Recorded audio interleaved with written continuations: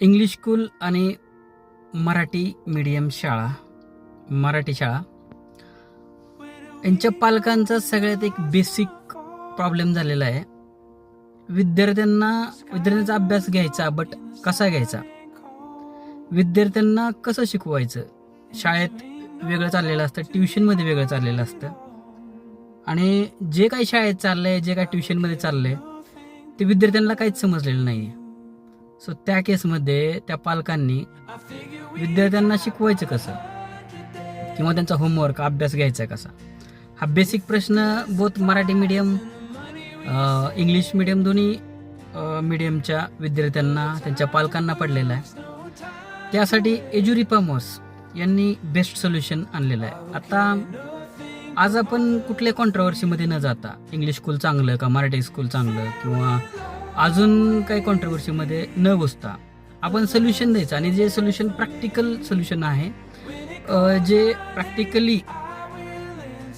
ज्याची गरज आहे. आता विद्यार्थ्यांना कशाची गरज आहे, त्यांना रिअल टाईम यूज त्या करिक्युलमचा, किंवा त्या पर्टिक्युलर टॉपिक, किंवा तो जो सायन्स कन्सेप्ट आहे त्याला रिअल टाईम यूज कळला पाहिजे, कन्सेप्ट क्लिअर झाले पाहिजे, आणि व्हिज्युअलायझेशन झालं पाहिजे. स्टोरी अलाइन करून त्या पर्टिक्युलर टॉपिकला जर शिकवलं तर विद्यार्थ्यांना लक्षात राहतं, आणि ते त्यांच्या रिअल लाईफमध्ये त्याचे युटिलायझेशन करतात. आता मोस्ट ऑफ द स्टुडंट, म्हणजे भरपूर विद्यार्थी विचार असं करतात की आपण गणित शिकतोय, हे शिकतोय, त्याचा काय उपयोग आहे, काय उपयोग झाला मला माझ्या आयुष्यामध्ये. बट गणित असू द्या किंवा सायन्समधील कुठली कन्सेप्ट असू द्या, ते तुमच्या सिलेबसमध्ये तेव्हाच इन्क्लूड केलेलं आहे ज्याचा ॲक्च्युली गरज आहे, जे रिअल टाईम यूज आहे. आता तुम्ही तुमच्या वर्गात बसलेला असताना सुद्धा तुम्हाला तुमच्या अवतली भोवतली कितीतरी सायन्स कन्सेप्ट लाईव्ह दिसतील तुम्हाला, त्या फक्त रिलेट करायचे आहेत आपल्याला. रिअल टाईम यूज काय तो विद्यार्थ्यांना कळला पाहिजे, आणि त्यासाठी एज्युरिफॉर्मर्स यांनी आपलं स्वतःचं AI लॉन्च केलेलं आहे. आता AIचा जमाना आहे. सो AIची एक तर भीती विद्यार्थ्यांना वाटली नाही पाहिजे, त्यांना ते शालेय जीवनामध्येच त्यांनी ते वापरलं पाहिजे, सगळ्यात महत्त्वाची गोष्ट. दुसरी गोष्ट म्हणजे रिअल टाईम यूज, व्हिज्युअलायझेशन आणि स्टोरी टेलिंग. हे एखाद्या कन्सेप्टला अलाइन केलं, ते जर कंटेंट आपण जनरेट केला तर ते विद्यार्थ्यांना शिकवायला सोपं आहे. म्हणजे थोडक्यात काय, एखाद्या विद्यार्थ्याची मोठा भाऊ असेल, मोठी बहीण असेल, त्याला त्याचा होमवर्क घ्यायचा असेल, तर त्या केसमध्ये त्याला ते कसं शिकवायचं हे सगळ्यात महत्त्वाचं. ते फक्त तुम्ही AIमध्ये ती कन्सेप्ट टाका, तो चॅप्टर टाका, तिथं तुम्हाला त्या सब्जेक्टच्या रिलेटेड जे काही कंटेंट लागणार आहे, म्हणजे शिकवण्यासाठी विद्यार्थ्यांना ते लक्षात राहण्यासाठी, तर तो कंटेंट तुम्हाला along with visualisation, story telling, real time use, तो कुठे कुठे यूज झाला, तो फ्युचरमध्ये तुमच्यासाठी काय किती महत्त्वाचा आहे, तुमच्या आयुष्यात त्याचा काय इम्पॉर्टन्स आहे, आणि सगळ्यात बेसिक ती कन्सेप्ट त्यांना लक्षात येणार आहे. म्हणजे एखादा केपलर्स लॉ असेल, पायथागोरस थेरम असेल, तुमचं गणितीय थेरम असू द्या किंवा सायन्स कन्सेप्ट असू द्या, ती लवकर समजायला फायदा होतो. बरं, सगळ्यात बेसिक आपल्याला मराठी शाळा, मी यासाठी आवर्जून बोलतो की आपला जो AI आहे तो तिन्ही भाषामध्ये उत्तर देतो. आता या AIची जी लिंक आहे, ते लिंक आपण डिस्क्रिप्शनमध्ये दिलेली आहे. खाली तुम्ही डिस्क्रिप्शनमध्ये जावा, तुम्ही यूज करून बघा, आणि हे सर्च करण्यासाठी फक्त तुम्हाला जे सबस्क्रिप्शन आहे तो सबस्क्राईब करायचं, तिथं टॅग दिलेला आहे. आपला फक्त यूट्यूबचं चॅनल सबस्क्राईब करायचं, आणि हे वापरण्यासाठी आपल्याला फ्री आहे. तुम्ही पाहिजे तेवढ्या वेळेस ते सर्च करू शकता, पाहिजे त्या कन्सेप्ट सर्च करू शकता, आणि तुमचं ते स्पेलिंग चुकली तरीसुद्धा ते तुम्हाला प्रॉपरली उत्तर देणार आहे. अजून याच्यामध्ये शिक्षक असतील तर शिक्षकांना आज कुठला टॉपिक शिकवायचा आहे, तो जर टॉपिक तुम्ही त्यामध्ये सर्च केला, AIमध्ये आपल्या सर्च केला, तर त्यामध्ये तो टॉपिक कसा शिकवायचा, विद्यार्थ्यांच्या लक्षात कसं जाईल.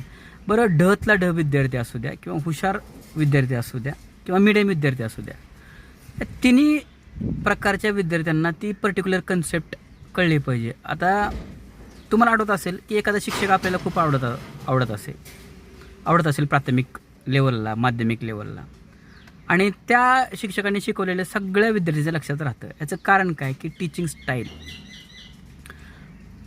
काय शिकवायचं हे सगळ्यांना माहिती आहे, बट कसं शिकवायचं, शिकवण्याची पद्धत हे जे आहे ते एज्यू रिफॉर्मर्स तुम्हाला सांगणार आहे. थोडक्यात काय, एज्यू रिफॉर्मर्स कुणावरती कमेंट करत बसण्यापेक्षा, कॉन्ट्रोवर्सीमध्ये घुसण्यापेक्षा, ही शाळा चांगला, ती शाळा चांगली, त्यापेक्षा आम्ही प्रॅक्टिकल सोल्युशन देत आहोत. पाड्यावरची शाळा असू द्या, कुठली एखादी तांड्यावरती शाळा असू द्या, कुठल्याही किती बॅरन कोर, किती लांबच्या शाळा असू द्या, आदिवासी विभागातली शाळा असू द्या, जिथं सगळ्या गोष्टी पोचत नाहीत किंवा काय, कुठलाही विद्यार्थी, कुठलाही शिक्षक, कुठलेही पॅरेंट्स असतील, ते आपला AI यूज करू शकतात आणि तो विनामूल्य आहे. आम्ही कुठलाही चार्ज करत नाही. तर हे अशा प्रकारे, आता ह्याच्यामध्ये आम्ही तुम्हाला फ्री देतो आहे, तर आम्ही समाजसेवा करतो आहे का? तर समाजसेवा हे NGO करत असतात, आम्ही समाजसेवा करत नाही. टू बी प्रॉम्प्ट, आम्हाला जेवढे व्हिजिटर येतात आमच्या वेबसाईटवरती, तोच आमचा रेव्हेन्यू आहे आणि आम्ही ग्रो करत आहात. इनिशियल लेवलला आपण आम्हाला सपोर्ट दिला तर आम्ही आपल्यापर्यंत पोचून तुम्हाला डेमो क्लास आम्ही दाखवू शकतो. आम्ही प्रॅक्टिकली दाखवू शकतो की एखादी कन्सेप्ट शिकवल्यानंतर पहिल्या बेंचपासून शेवटच्या बेंचपर्यंत ती कन्सेप्ट प्रत्येक विद्यार्थ्याच्या लक्षात आली पाहिजे आणि त्या विद्यार्थ्यांनी त्यांना विचारलं पाहिजे आजची कंडिशन काय आहे. एक 10वीचा विद्यार्थी आपण पकडला आणि त्याला विचारलं की आज काय शिकला, ही एक कन्सेप्ट आहे. तुला समजा केपलर लॉ आज शिकवला आहे, काय शिकला केपलर लॉमधून, तू काय शिकला, त्या विद्यार्थ्याला सांगता येत नाही, कारण कन्सेप्टच क्लिअर नाही, रिअल टाईम यूज आपण सांगितलं नाही, त्याला स्टोरी बनवून त्याला शिकवलेलं नाही. तर हे अशा प्रकारे एक एज्युकेशन दिलं पाहिजे आणि त्यासाठी एज्यू रिफॉर्मर्स कटिबद्ध आहे. आम्ही आम्हाला कॉन्टॅक्ट करू शकता, संपर्क करू शकता.